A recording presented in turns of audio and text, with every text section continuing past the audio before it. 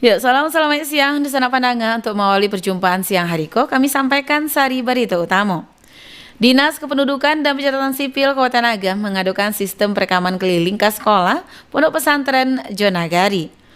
Perkumpulan Penyandang Disabilitas Indonesia Sumatera Barat menggelar kegiatan Hafiz Disabilitas Berkah Sumbar 2025. Buletin Berita Minangko dibacakan Dek Surfiodila. Untuk membantu pengurusan administrasi kependudukan, Dinas Kependudukan dan Pencatatan Sipil Disduk Capil Kabupaten Agam mengadukan sistem perekaman keliling Siskamling ke sekolah Pondok Pesantren Jonagari. Berikut kita dengarkan Yudi Prama Agustino menurunkan laporannya. Pemerintah Kabupaten Agam melalui Dinas Kependudukan dan Pencatatan Sipil Disduk Capil mengadukan sistem perekaman keliling atau Siskamling ke sekolah, pondok pesantren dan nagari dan dapat membantu untuk pengurusan administrasi kependudukan bagi warga Satampe. Sekretaris Dinas Kependudukan dan Pencatatan Sipil Disduk Capil Kabupaten Agam Zufren mengatakan pihaknya menurunkan tim untuk membantu pelajar dan warga dalam pengurusan administrasi kependudukan. Programku adalah berjalan dalam membantu masyarakat mengurus administrasi kependudukan dan tim nan diturunkan membantu perekaman data EKTP ke sekolah dan pondok pesantren bagi siswa nan adalah berusia 7 tahun. Sementara di nagari ulas Zufren untuk membantu mengurus KTP, akta kelahiran, akta kematian dan administrasi kependudukan lainnya, serta pengurusanku indak dipungut biaya. Perekaman data EKTP juga dilakukan di sekolah nan ada di Kota Bukit Tinggi dan Padang Panjang untuk pelajar asal Kabupaten Agam nan bersekolah di sana dalam rangka percepatan perekaman EKTP. Dalam halko terang Zufren, Disduk Capil Agam melakukan kerjasama jo Disduk Capil Bukit Tinggi dan Padang Panjang sehingga dapat dilakukan perekaman di sekolah nan tersebar pada 2 kota tersebut.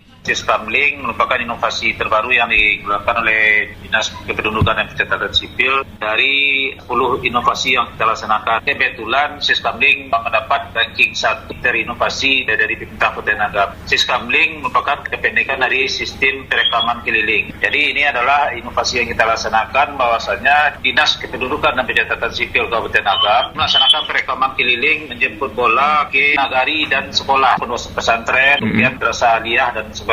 Jadi kita jemput bola ke lapangan. Anak-anak itu tidak perlu lagi ke kantor camat atau ke kantor capil. Mereka cukup rekam di sekolah mereka. Jadi kita perekamannya ke lapangan. Kita bawa personil ke lapangan.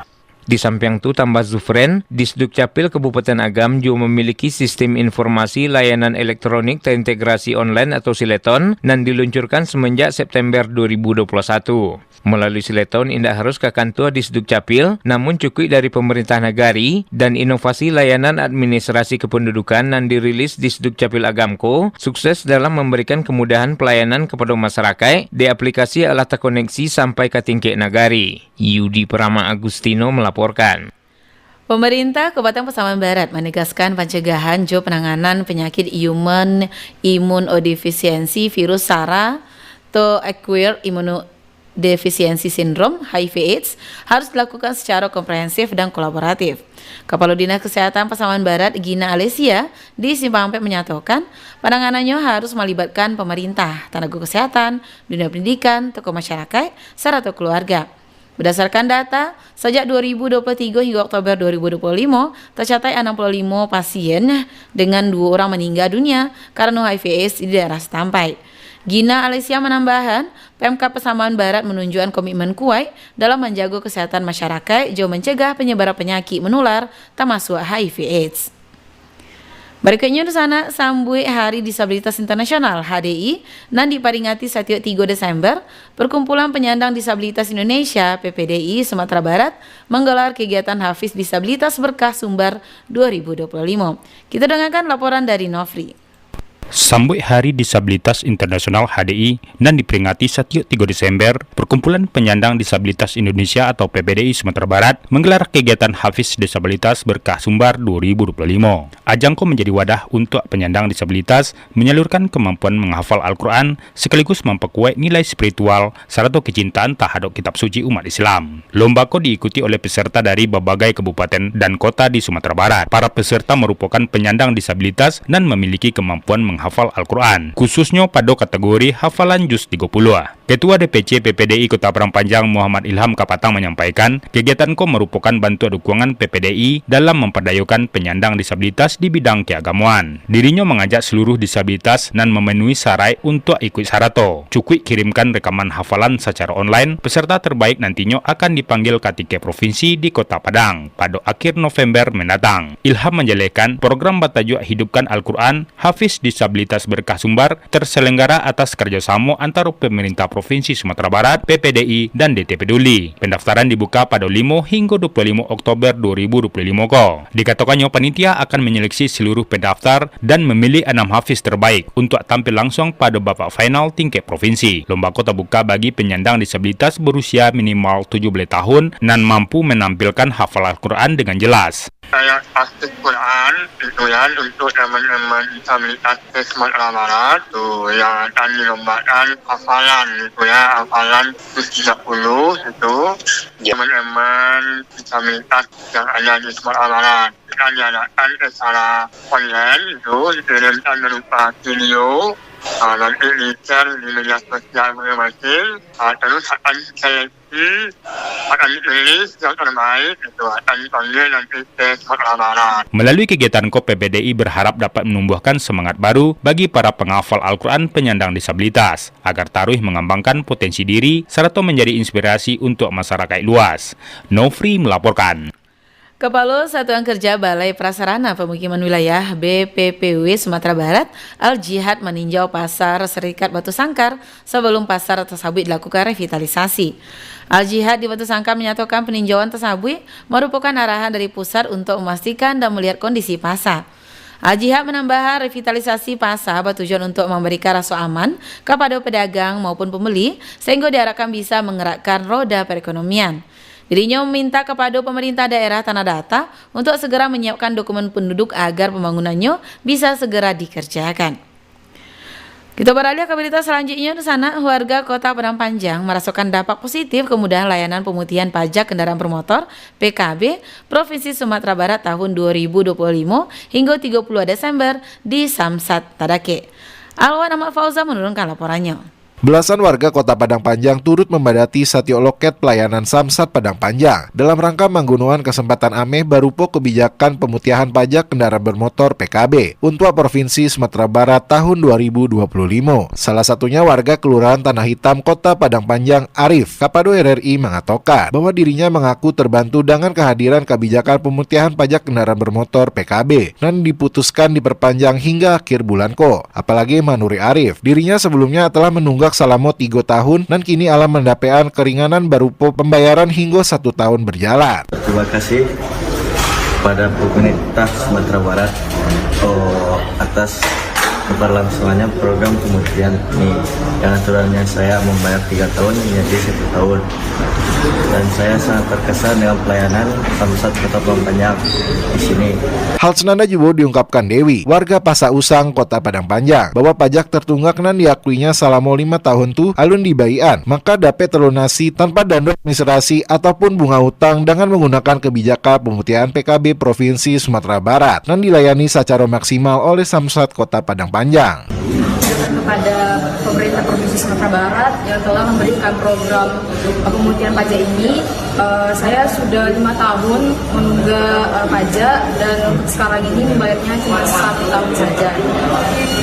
Diketahui relevansi pertumbuhan wajib pajak terwujud saat pemberlakuan pemutihan pajak kendaraan bermotor dan mulai berlangsung efektif pada interval Juli hingga Agustus di UPTD Samsat Padang Panjang. Berdasarkan laporan penerimaan pajak kendaraan bermotor di wilayah Karajo Samsat Padang Panjang, realisasi PKB pada Juli 2025 tercatat 3.988 unit dibandingkan realisasi PKB Juli tahun 2020 dan hanya mencapai 2.404 unit atau naik 65,89%. Sedangkan pada bulan Agustus 2025 tercatat realisasi pajak kendaraan bermotor sagadang 4.594 unit dibandingkan realisasi pada Agustus 2020 nan tercapai 2.549 unit atau naik 80% wajib pajak. Dari Kota Padang Panjang, Alwan Ahmad Fauzan, RRI Bukit Tinggi melaporkan. Pemerintah Kabupaten Pasaman Barat melalui bagian hukum telah membantu 88 pos bantuan hukum di nagari atau desa dalam meningkatkan kesadaran hukum di tengah-tengah masyarakat. Kapalo Bagian Hukum Sekretariat Daerah Pasaman Barat Indra Syahputra di Sipampek menyatakan dari 90 nagari ala 88 pos bantuan hukum tabantua di 88 nagari. Tinggal 2 nagari lain nan alun rampung di nagari Lingkuang Awa Barat Kecamatan Pasaman, jo di nagari Tabek Sirah Kecamatan Talamau. Menurut Indra Syahputra, penyuluhan hukum terhadap masyarakat sangat penting di tingkat bawah atau nagari dalam rangka meningkatkan kesadaran hukum. Dirinya maroan kerajo samo sado pihak terutama perangkat nagari dalam upaya menciptakan kesadaran hukum di tengah-tengah masyarakat. Berikutnya di sana pemerintah Kabupaten 50 Kota Tarui berupaya melestarikan budaya lokal melalui kegiatan pelestarian warisan budaya batik Gambir dan digelar di gedung IPHI 50 Kota.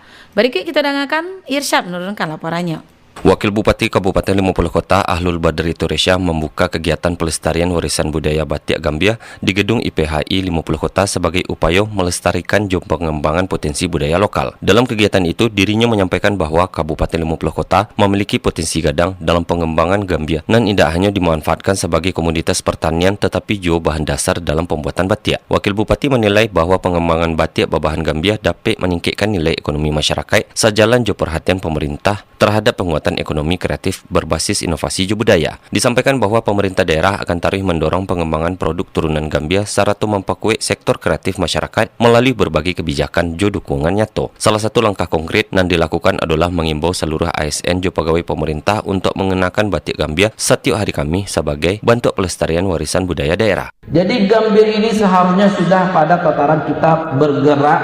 Gambir ini harus kita majukan.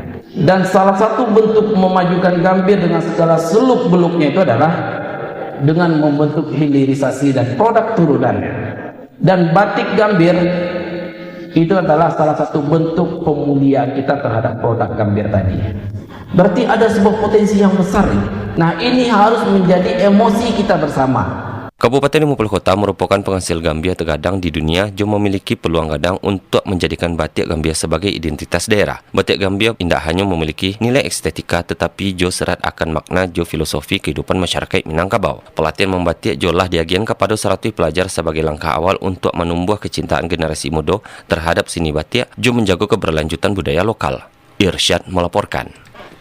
Wakil Gubernur Sumatera Barat, Ananjuo Ketua Umum IPSI Sumber Vasco Ruseimi menyampaikan kepulangan atlet pencak silat Sumatera Barat usai berlaga di ajang PON Bela Diri 2025 di Kudus, Jawa Tengah. Dalam pertemuan tersebut, Wagub memberikan apresiasi atas perjuangan para pesilat yang berhasil menorehkan hasil membanggakan bagi ranah Minang. Kontingen pencak silat Sumatera Barat sukses meraih 5 medali, masing-masing 1 emas, 2 perak, dan 2 perunggu. Capaian menjadi bukti semangat juang para atlet yang bertarung bukan hanya untuk prestasi pribadi, tapi juga untuk mengharumkan nama Sumatera Barat di kancah nasional. Vasco Ruseimi menambahkan, semangat juara yang ditujukan di arena PON Bela Diri Kudus harus menjadi inspirasi bagi generasi muda Sumatera Barat untuk tarikh berprestasi. Berita terakhir di sana, Kakanwil Ditjen Imigrasi dan Pemasyarakatan tanda tangani MOU sekaligus lakukan PKS Jawa Pemko Padang Panjang.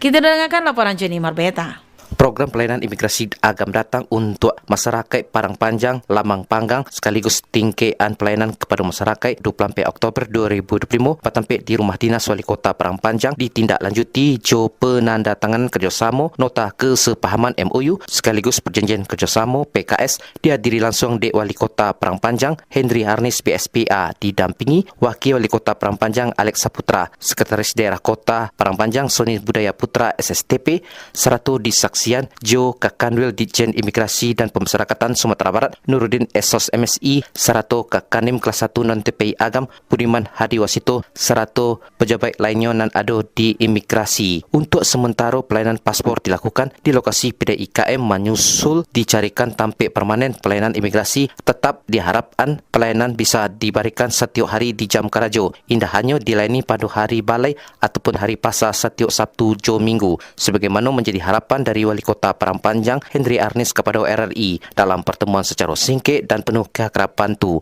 disebutkannya bahawa pihaknya sebelumnya telah memiliki ide yang sama rencana membuka layanan pengurusan paspor di Kota Serambi Mekah ko. Ya, alhamdulillah hari ini kita kedatangan dari Kepala Kantor Kanwil Imigrasi menindaklanjuti pembicaraan terdahulu dengan teman-teman kita di kantor kementerian di Jakarta untuk membuka kantor imigrasi. Nah, tahapan yang dilakukan hari ini adalah menuju pembuatan kantor imigrasi yang definitif. Tentu dengan adanya kantor imigrasi di Padang Panjang tentu akan menambah fasilitas pelayanan publik untuk masyarakat Padang Panjang dan sekitarnya untuk memiliki layanan paspor dan kebutuhan-kebutuhan lain yang berkaitan dengan keimigrasian.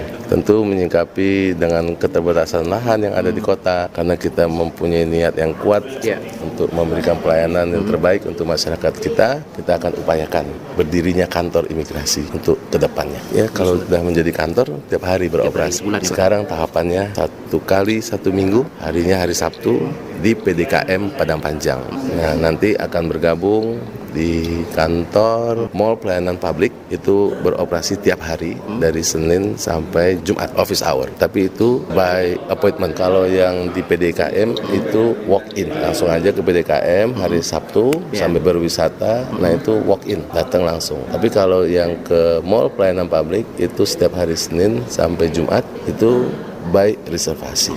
Dengan berdirinya nanti UKK bisa beroperasi juga kantor sendiri dan bisa melayani kebutuhan keimigrasian untuk pelayanan tidak hanya paspor, mungkin surat izin tinggal, mungkin lapor untuk warga negara asing diperpanjang. Dan dari kantor Kementerian Imigrasi dan Permasyarakatan bisa sesegera mungkin memproses usulan kita. Juga hal senada diutarakan di Kakandwil Ditjen Imigrasi dan Pemasyarakatan Sumbar Nuruddin. Halko merupakan bagian proyek perubahan Kakanim kelas 1 non TPI Agam. Disebutkan bahwa kehadiran pihaknya nantinya di Kota Padang Panjang ko bukan hanya sekedar menjalankan program Lamang Panggang, namun lebih dari itu memberikan pelayanan terbaik di bidang keimigrasian. Terkait dengan MOU dalam rangka menunjang, mendukung, memfasilitasi proyek perubahan Kakanim Agam, Pak Budiman. Intinya kami sependapat mendukung karena ini bagian dari upaya inovasi Kanim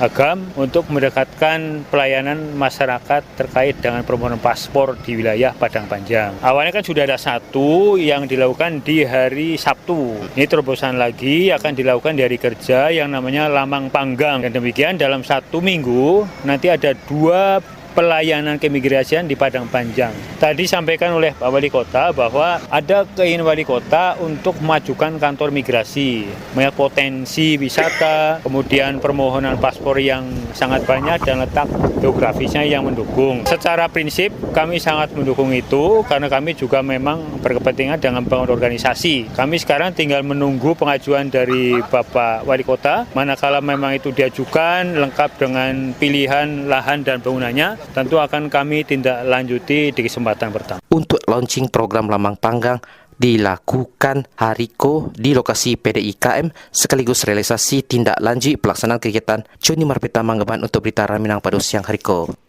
Sekian berita daerah Bahasa Minang untuk siang hari ke Sabtu 25 Oktober 2025. Berita daerah selanjutnya dapat didengarkan besok pagi pukul 6 waktu Indonesia Barat. Ambo Surfiadila, selamat siang.